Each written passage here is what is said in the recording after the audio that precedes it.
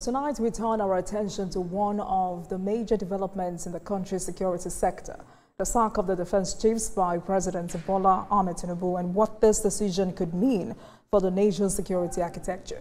And to help us unpack the implications of this move is Umar Aminu Kalgo, former secretary of the Nigerian Bar Association, Benin Kebbi branch, and a public affairs analyst. Mr. Kalgo, good evening to you. Thank you very much for joining us this evening. My pleasure, Jumoke, to be on the show. Thank you.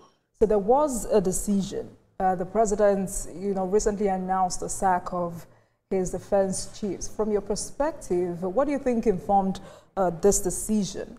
Was this move long overdue? In your opinion, do you think it was based on performance or some public pressure?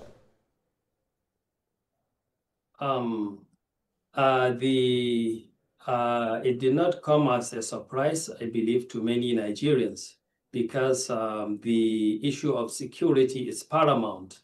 And the successive governments, like 3 regimes back from the time of Goodluck Jonathan to the present administration, do not have any most fundamental issue in their basket rather than the issue of security. So when Mr. President, took the initiative to make a surgical shutdown of the service chiefs, one can tell that it is done in a bid to bring improvement in the issue of the security in the nation. Let's not forget that Mr. President is the Commander-in-Chief by Section 218 of the Constitution of the Federal Republic of Nigeria. So I think it is a sign, a signal that Mr. President has been hidden to the calls in the nation with the issue of security. And this is a move to bring a change for the better. And hopefully Nigerians are looking for that. So you're saying this is purely based on performance? To me, I know that, the media can have a lot of issues that have been raised, but whatever is said, I think the issue of maintaining security and maintaining the government in power by whatever means is all add up to the security. So I would say it is performance, whatever way you look at it. I just wanted you to be very specific because this country's national security has been under intense strain for over 2 decades now. Nigeria has faced multiple and overlapping security threats. And in response, we've seen successive governments introduce various security reform initiatives, but implementation has been inconsistent and often politicized, according to some critics. Just before this shake-up, Mr. President says the issue of insecurity, especially in the north, is of paramount importance to his administration. From your personal opinion now, based on your personal opinion rather, how does this align with the president's earlier stance on national security reforms? The issue of security, I think, is to the populace and to the electorate is a matter of bringing out improvement. The kind of modus and the strategy that will be in place is not much of a concern to the citizen, but rather the ones saddled with that responsibility, that is Mr. President in particular, should do all what it takes to ensure improvement in that sense. But when you look at the security challenge in Nigeria, it's multifaceted. And it's not a unison one. When you look at the northeast, what they are facing is different from what is being faced in the northwest. And when you look at the southeast, the issue is different. I think in this country, what we need to see, we all believe that business as usual will not take us to the promised land. I think that's what Nigerians, most of Nigerians will be home with, because when you keep doing the same thing and you didn't see different results, you're most sure that a different strategy must be in place. So when things like this happen, people will get interested to see that the new energy that was brought will bring out the necessary thinking out of the box to put Nigeria back to where it should be when it comes to issue of security. Right. And I mean, you have just said it. I mean, you took the words out of my mouth. And I just get interested when there is a new military leadership. But do such changes usually improve military efficiency or disrupt ongoing operations? I think this issue of security is a shared responsibility, I must say, because the issue of security cannot be politicized. So all and sundry should believe that it is a responsibility for all Nigerians. I get you, Mr. Kalgo. So the question is just for you to assess. I mean, this is not the first time we've seen a new military leadership, and that's why I'm asking if, I mean, from what we've seen, from the changes we've seen in the past decades, do such changes usually improve military efficiency? Well, in the past, we have not seen much, but I will say that at every point when you have new leadership, there is a little bit of vigor and morale boost. Definitely, we used to see a trickle down, but I think it has to be much than that. What we need is there should be a thinking out of the box. And I would say the military in this country have to do something to improve the public trust towards the, public confidence with the military, as well as the issue of policing. I think this should be taken to the grassroots so that this thing can be won together. And for us to win this war, I believe we must imbibe technology. Technology can help a lot. Look at our countries. I have heard of governors who have installed CCTV cameras on the streets. But how are those CCTV cameras used in ensuring peace in the states? So at times you see a misuse of opportunity, a lot of times, because the synergy that is needed, I think, is a fundamental one. This war can be won with a lot of dependence on intelligence and as well as technology, I believe. You just said synergy is paramount. Was this something that was missing with the outgoing defense chiefs? Synergy in our security system, I would say, is one of a kind. And I think going forward, because, at times things may tend to be like competitive. But for me, what I want to see, I know there is a facility, there's an agency in this country that is really imbibing and using technology to fullest.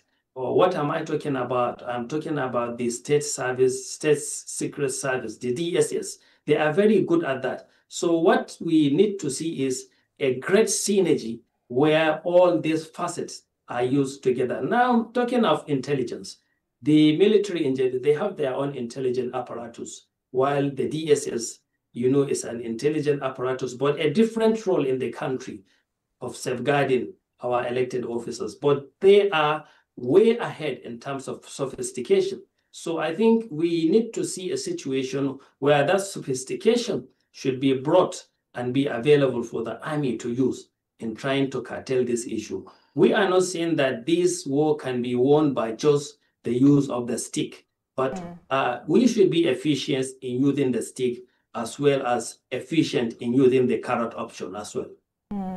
Interesting. But how would you assess the performance of the outgoing defense chiefs? What lessons should the new ones learn from their predecessors? And I mean, are there specific areas where you believe the previous leadership fell short?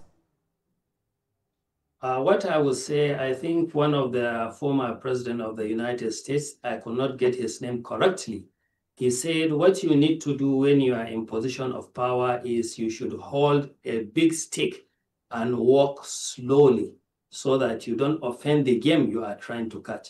So I would say the military should be more of holding a bigger stick by taking steps. I will say, I know during the former chief of defense, a lot of, the way the media was used, I don't think, to me, is that very, very efficient. So I would like to see it being used, not in a way that it will put, the game trying to be hand in preparation of what is coming towards them.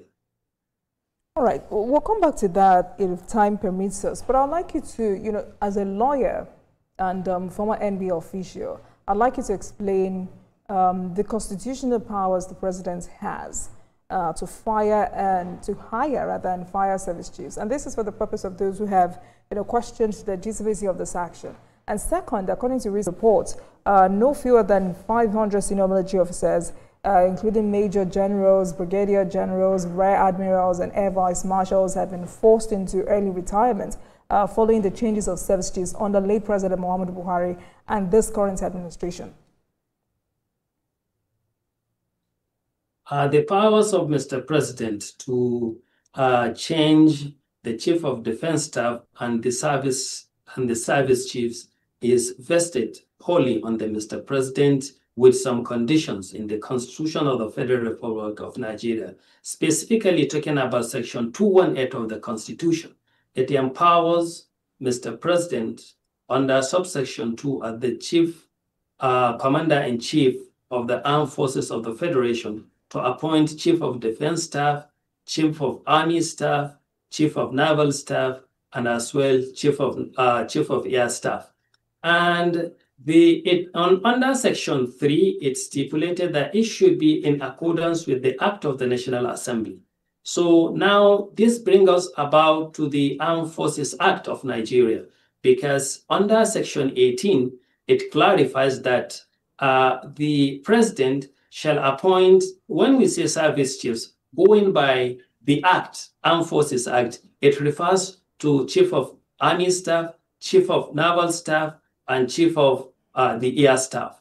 It says that under Section 18 of the Act, it specifically says the President in consultation with the Chief of Defense Staff shall appoint the service chiefs, subject to the confirmation of the National Assembly. So in a nutshell, that power is wholly vested with the Mr. President upon these conditions, that is confirmation by the National Assembly. And at one time, this matter has been litigated. There's a pronouncement of the court when a minister, serving minister in this government, that is Honorable Kiyamo, he took the matter to court during President Jonathan, and it was stated that there need to be, confirmation by the Senate. So I just observed something that under Section 18 is saying the Chief of Defense Staff in consultation. So one will also understand that then how about the appointment of the Chief of Defense Staff? Though it seems like a lacuna there, but I believe the intendment too is very easy to deduce that even his appointment should be, subject to the confirmation of the National Assembly. So by and large, these are the tenets of our laws in this country. Perhaps for the purpose of clarity, Mr. Kalgo, are there any short-term or long-term effects, okay, let me rephrase that. What short-term or long-term effect do you foresee this sack having on Nigeria's security structure, the entire structure? The concern, I believe, is one of the one that was raised during the last regime and presently, how in trying to appoint the the service chiefs, a lot of generals and senior ranking officers were retired due to, in the system have been, whoever is there should not be there while his seniors are there under him. So I think it's something that we need to consider, because we should maintaining those seasoned military leaders is also something that we need to, look into. Though the trends are changing, and day in, day out, we are producing more soldiers, more officers of the Army, Air Force, and the Navy. So I think it's something that we need to weigh and consider whenever such things. If we lose too many, then we should have to employ others to take their places. All right, then I think that answers my question. Now let's take a break, Mr. Knight, as we take a closer look at the sack of defense chiefs and its implications. Thank you so much for staying with us on the program, Mr. Kalgo. So the conversation we had before we went on that break was you helping me analyze recent reports indicating that 500 senior military officers, including major generals, brigadier generals, rear admirals, and air vice marshals, have been forced into early retirement following the changes of service chiefs under late President Muhammadu Buhari and this current administration. But I really want to ask, is there anything that can be done, to change this constitutionally? To be sincere, this issue of the senior officers being retired when somebody to be appointed is below their ranks, to me, I think it's much of the culture of the modus operandi of the system of the military, rather. So, and the military is a very special entity when it comes to our issues in life, because it's not like the civilian. You can tell by just how they are. You are just to obey orders, and it is a very fundamental thing that need to be there. So I will not say that maybe doing away with it can maybe help us, because it is a strict, sense of seniority that entails the discipline in the military. So I think I don't know if it is obtainable elsewhere. So I just want to say that it has to do with when appointed towards Mr. President, whoever wanted to appoint should look at these repercussions. Where they are not necessary, then we need not to appoint someone by endangering losing a whole lot of seasoned senior officers that have risen to that level. Also, I want to say that the intake of the military should be something that should be really boosted, because we need more men. We need more servicemen, definitely. I think the resources Nigeria is having with what have you, it is something that need to be considered, so that it should be made very attractive.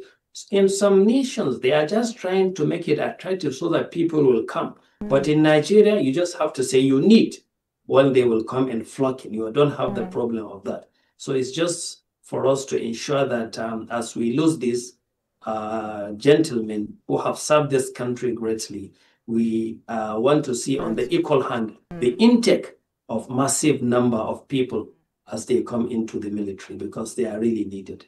All right then. But what exactly are the most urgent tasks facing the new defense chiefs as they take office? They met with Mr. President today. In your view, what should be the immediate priorities for this new defense chiefs in tackling insecurity, banditry, and separatist agitations? First of all, I think my call to them is I want to convey the expectation of Nigerians.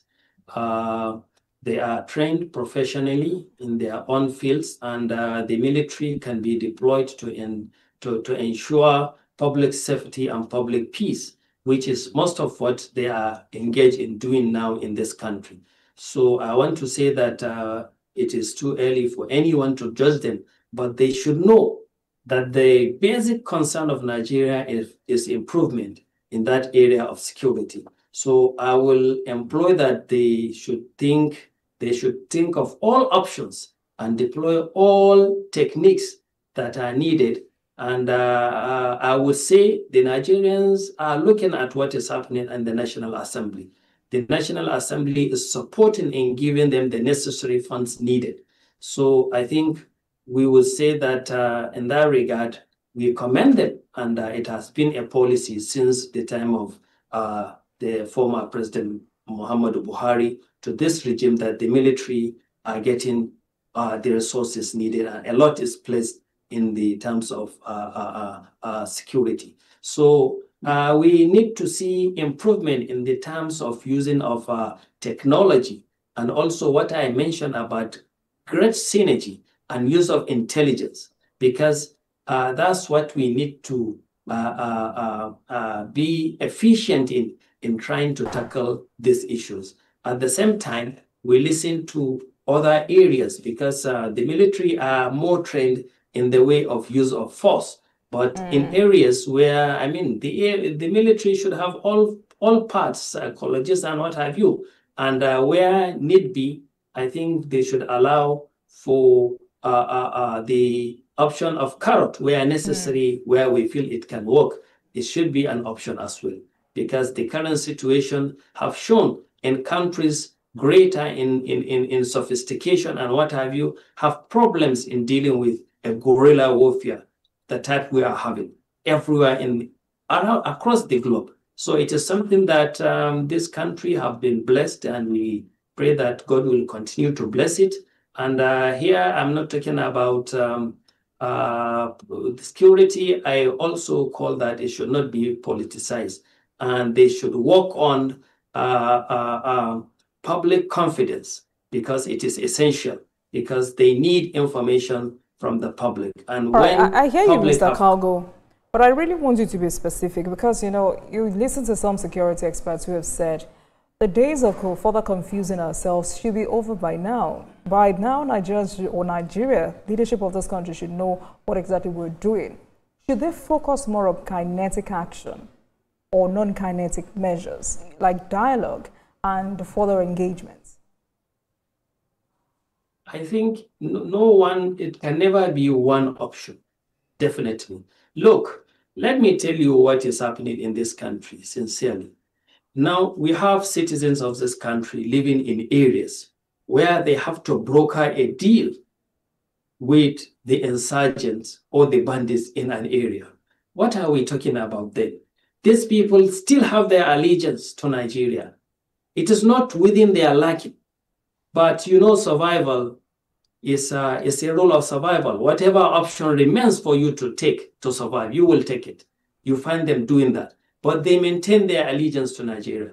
So even if up there we say we are not bargaining, we are not doing, these are subjects of Nigerian. They are forced to broker allegiance with them. So with that, even with that, they have done that just to save lives at a certain level. So, I mean, since their allegiances to the country, no one can say that what they have done is not another option which has just become necessary for them. If they have another option, they would not have done it. So I think no one can opt that it is just going to be kinetic alone, because now we are into this for almost 2 decades, and we can see what is going.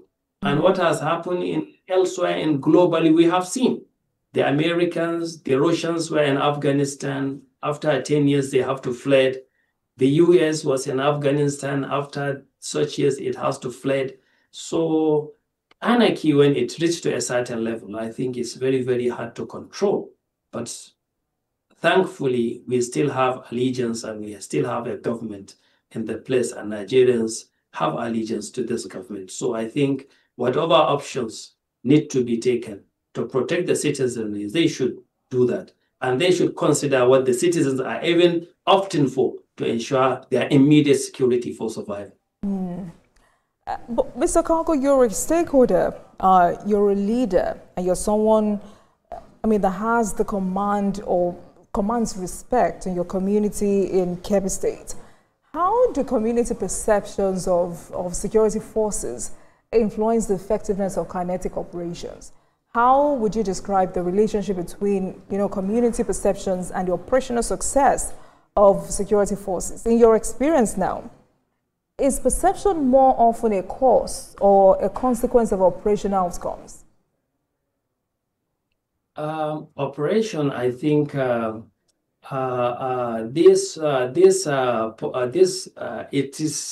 it depends on where we are talking about, because you know some areas are so remote that for them, and at times providing intelligence have become problematic to many Nigerians, sincerely, because let me tell you a practical example. I'm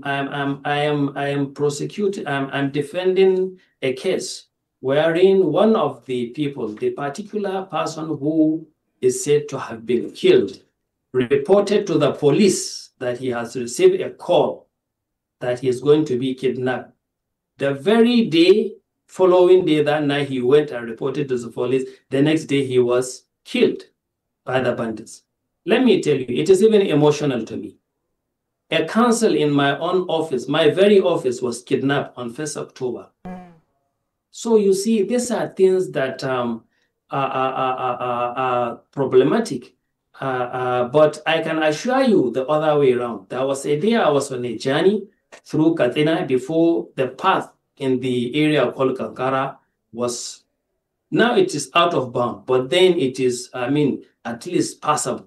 We were on street. When we saw the convoy of the military, I tell you, some are very close to even shedding tears, hailing the army, praying for them.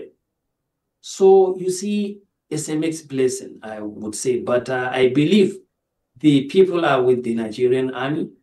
They are with the forces. What we are trying to say is, at times, what bring out this public confidence is when, in trying to counter a propaganda, a place where you know that there is no security, where people hear on news that say, no, this place is so secured.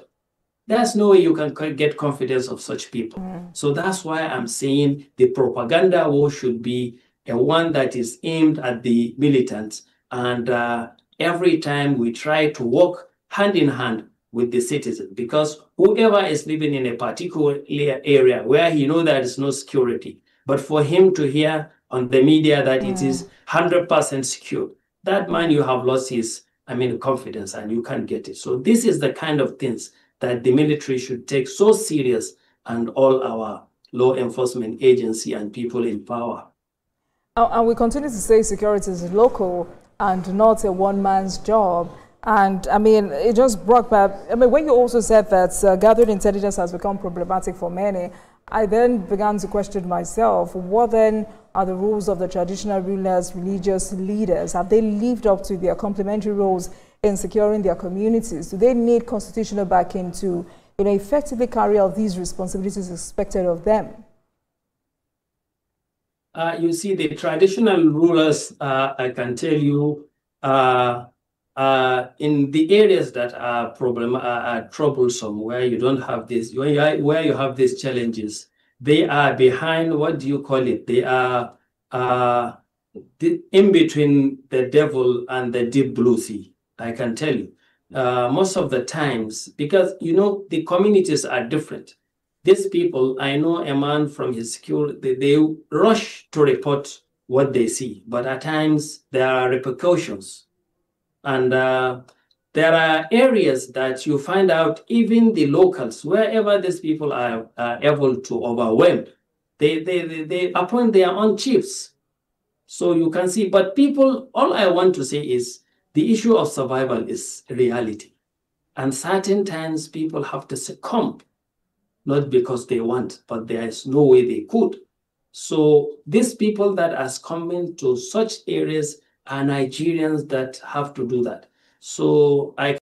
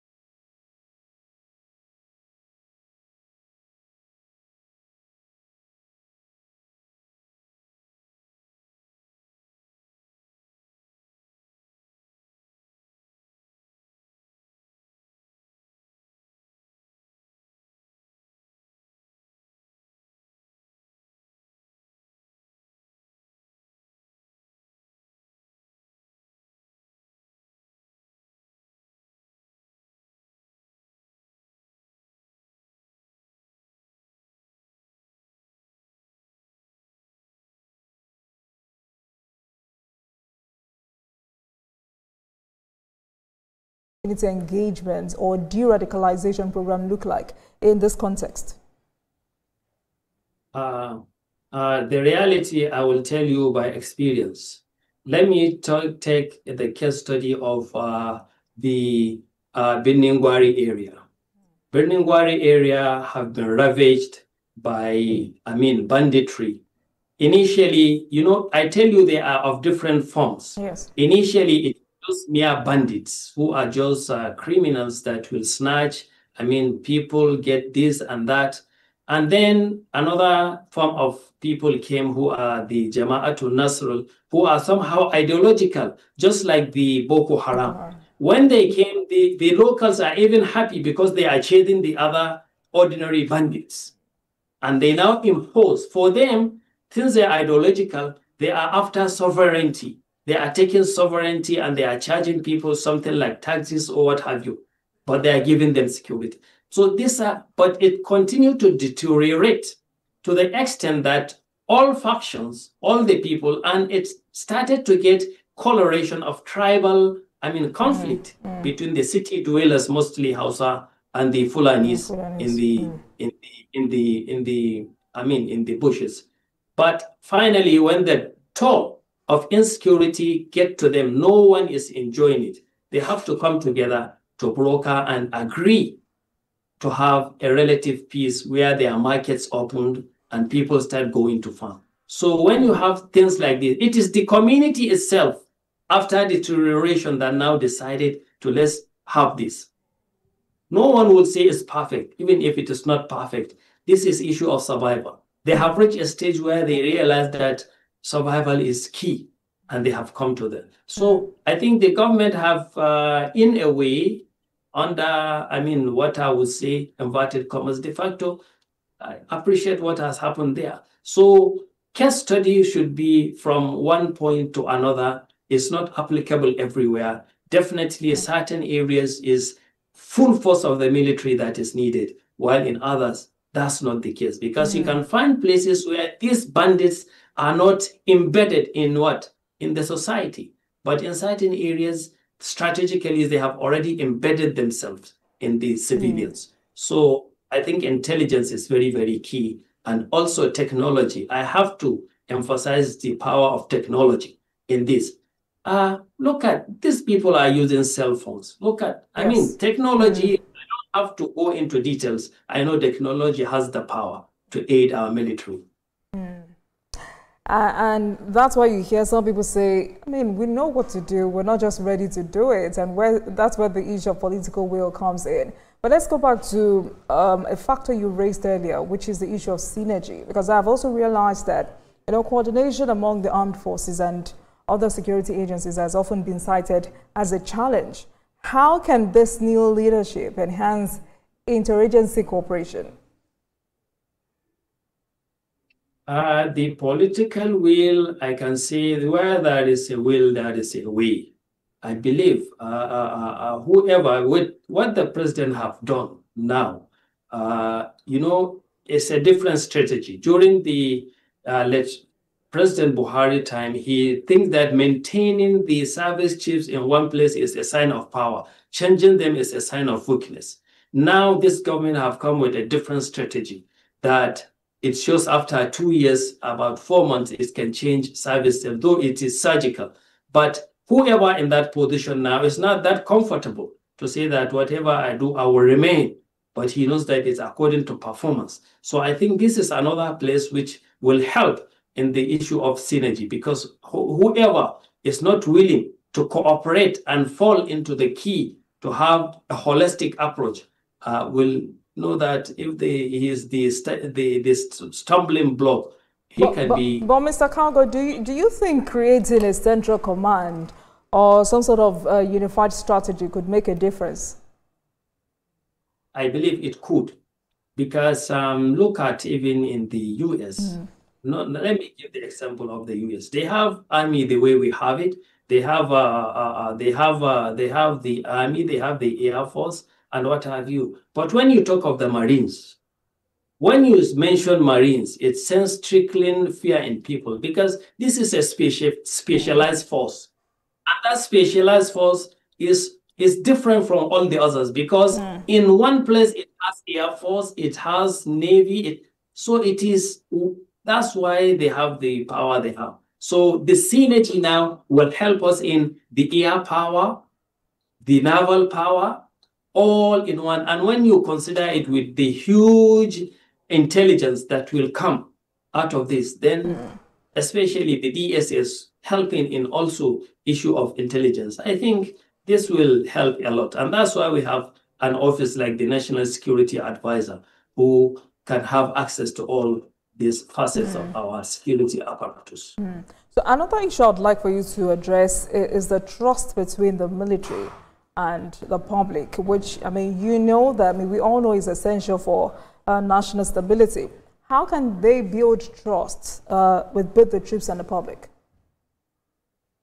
Nigeria is a country that have evolved from military rule, you know, and at the days when we have peace, we know how the relationship, and when you see a soldier, what the kind of fear that comes to you, that this is someone assertive and what have you. So I want the narrative should change. I think when the friendship and even the police, we can have that relationship. I look at other countries, whenever they mention their military, how they feel toward their military, I think is something that we need to work on. And I believe that we look in just our social media recently, I think the military is felt a bit because day in, day out, I see there's even a lot of pictures of personnel and what have you, and it helps in creating this with some history and what have you. So it is creating this issue of, I mean, the bandage and knowing the role of the army. In other countries, whenever someone mentions that in the army, the next thing you will hear that people will thank you for your service. Yes. This is somebody that is slaying his life for us to have a decent life. So this, I think, inculcating these things, I think is very vital. But I can tell you, the general psyche of most Nigerians, when you hear the mention of military, is that someone who is assertive. Do you get what I'm trying to say? I do. I think this is the rapport we need to have, because this is an important apparatus for every nation that is needed. So would that be solely the responsibility of government? No, I have never pegged anything on the responsibility of No, government. I'm just asking, Mr. Kalgo, do you think there are other bodies that should be charged with this responsibility? Yes, the number one priority in responsibility is the government, indeed, the military itself and the whole government apparatus, so to say. And the security apparatus in this country should know that they are working towards the same goal. There should not be a competitive, egg between them that will now give a stance between their synergy and working together. On the other side, the citizenry to have a responsibility of helping this kind of synergy and seeing the army in the light and eyes that they need to be seen. So I think it's a general one, and we should have a response, units where things that are happening can be reverted back to the officers in charge. I think what happened during the aero bombing in Kaduna has helped a lot, because when the army took responsibility, I can tell you what Nigerians felt. A lot of Nigerians felt that the army have come of age, because before it used to be some of the things that always dissuade and further, dilute the public confidence that is highly, highly needed. Thank you for going there, Mr. Kalgo, because I actually wanted to take you up on this report of civilian casualties in counter-terrorism operations and what you think should be different with this new leadership. But quickly, before I let you go, what would you say is, the single biggest test that will define the success or failure of this new defense leadership? I think the biggest is the litmus test is when in the next month, weeks, we see development and we see change in techniques and drastic, reduction in issue of insecurity and containing such of areas that are highly affected with such things. I think this is greatest litmus test, because after all, it is the purpose that need to be served. Right. And in your opinion, how soon should Nigerians expect to see measurable improvement? Well, that I extend to Chief of Defense Staff. I think I cannot vouch for them, but I hopefully believe, I hopefully and sincerely hope they will be able to deliver that. All right, then, great conversation tonight. All we can do from here is to wish them the very best. Thank you so much for speaking with us tonight. Umar Aminu Kalgo, former Secretary, NBA Benin Kebbi Branch, also a public affairs analyst. Thank you so much for speaking with us on Politics Tonight. My pleasure. Thank you. And thank you very